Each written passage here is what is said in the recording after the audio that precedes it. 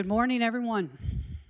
Good morning, Council President, our honored and very, very honored City Council members, our community members that have taken the time to be here and to listen in, and to our amazing and incredible LAFD firefighters who do the work every single day.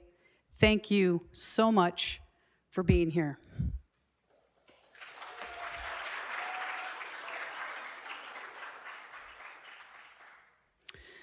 Now I stand or sit before you today, not only as the former fire chief appealing to be reinstated, but as a leader who has always placed the safety, health, and well-being of our incredible and heroic firefighters first, while always balancing and prioritizing the needs of the community that we love to serve.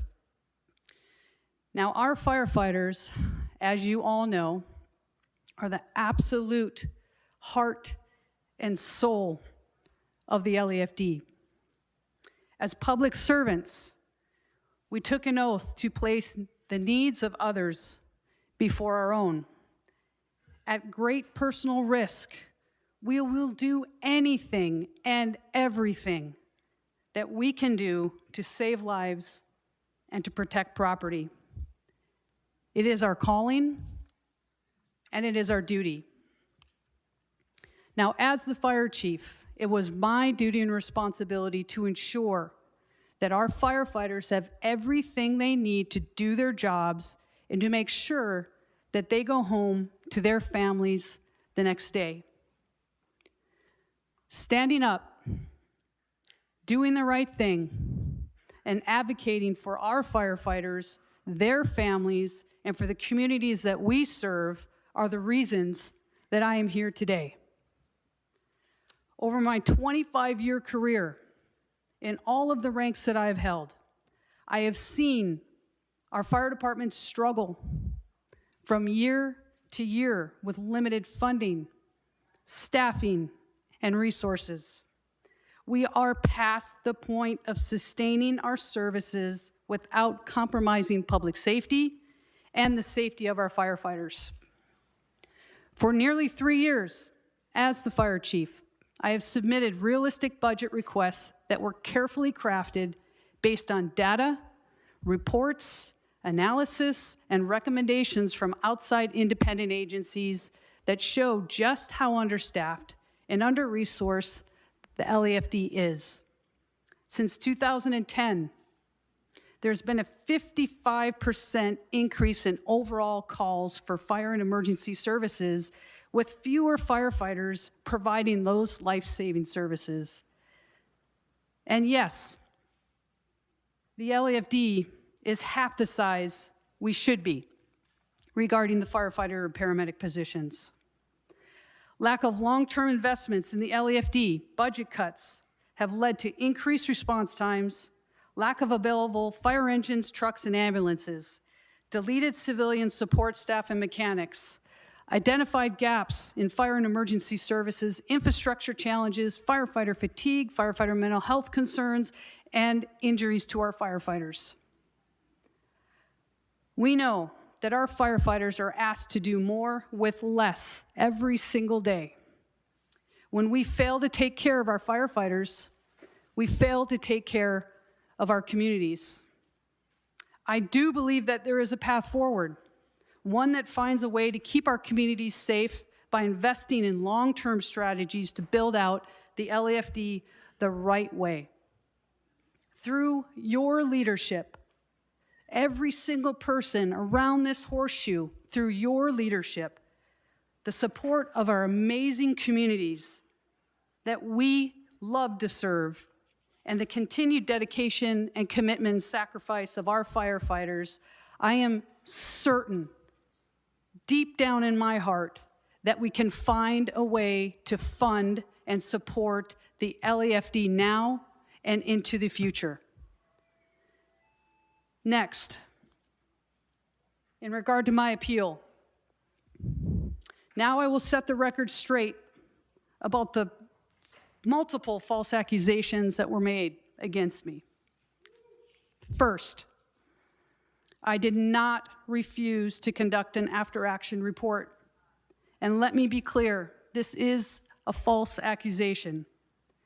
During our discussions after an action after report,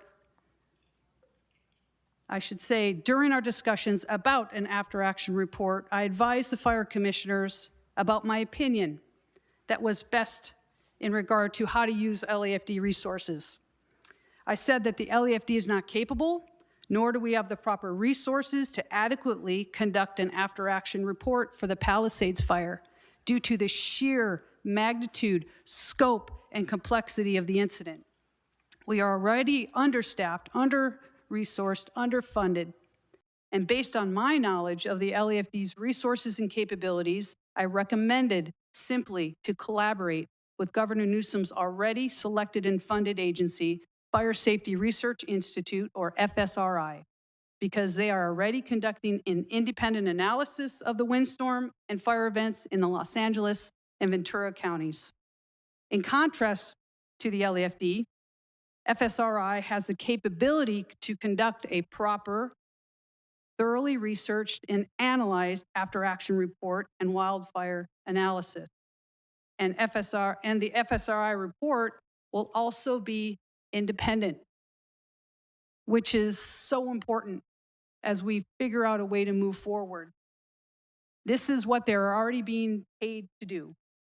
Prior to me leaving the meeting, the fire commissioners agreed with my recommendation that FSRI is the best equipped to conduct the after-action report.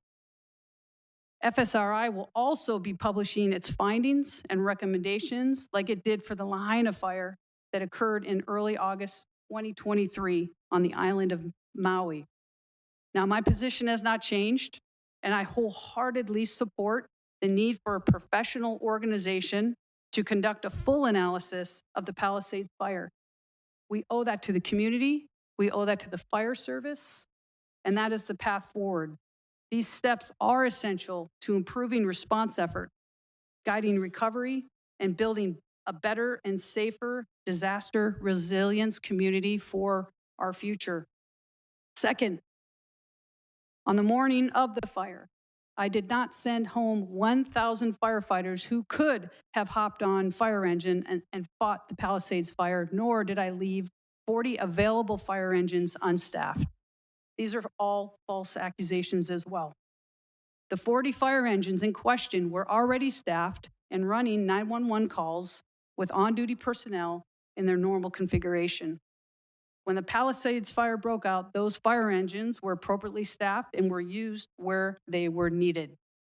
Additionally, at 0800 hours on January 7th, 2025, the LAFD pre-deployed 24 engines, 3 battalion command teams, 5 brush patrols, 2 water tenders, additional air operations personnel, and additional dispatchers. These 128 pre-deployed and augmented personnel were strategically placed in wildfire-prone areas across the entire city, near multiple freeways to ensure a rapid response.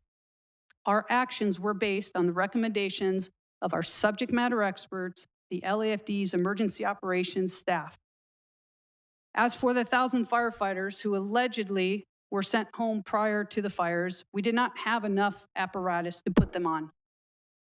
Because of the budget cuts and lack of investments in our fleet maintenance, over 100 of our fire engines, fire trucks, and ambulances sat broken down in our maintenance yards, unable to be used to help during one of the worst wildfire events in our history.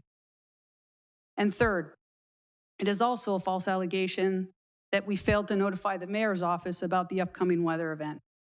I stand by our previous statements about this. The LAFD engaged in all of its standard communications, including emailing 2 separate media advisories, conducting multiple live and recorded media interviews about the predicted extreme weather and fire danger, and also notifying city officials about the upcoming weather events. The Emergency Management Department also plays a key role in notifying the mayor's office and city officials.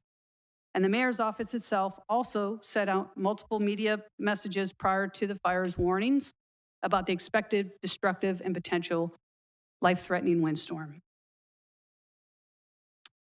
It is never the wrong time to do the right thing and to speak the truth. And the truth is that the fire chief should not be prevented from or punished for speaking openly and honestly about the needs and capabilities of the LAFD, or for doing their best to protect our firefighters and our communities. In closing, it has been an absolute honor of my life to serve and represent the incredible men and women of the LAFD as their fire chief. Our people do amazing things every single day, and I am so grateful, beyond words, to have been in this position for nearly 3 years. We have much to be proud of, and we stand with and always will stand with the communities that we serve with integrity, compassion, and courage. I urge you to vote to reinstate me as the fire chief, but no matter how the vote goes, the LAFD, your LAFD, deserves to be properly funded, staffed, and resourced so that we can meet the ever-growing needs of the community. We owe that to the LAFD, and we owe that to those we serve. Thank you.